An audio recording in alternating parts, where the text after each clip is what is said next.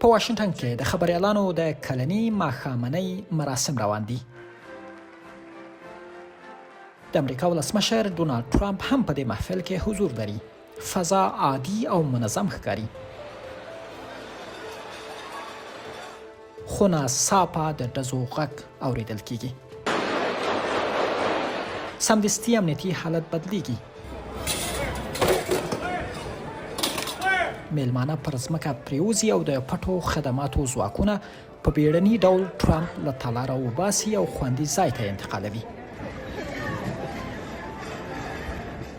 وروسته ټرامپ په خپلې ټولنیزې شبکې تروت سوشال کې د یوه تورن کس انځورونه او ویډیو خپروي چې پکې هغه د تېښتې پر مهال لیدل کېږي.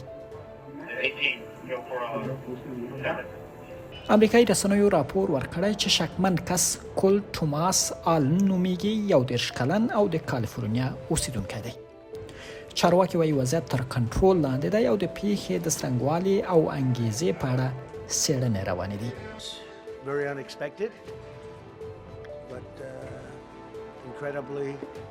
د پیښې د نړیوالو مشرانو غبرګونونه هم راپارولي او ډېرو یې دا ډول تاوتریخوالی په کلکه غندلی دی.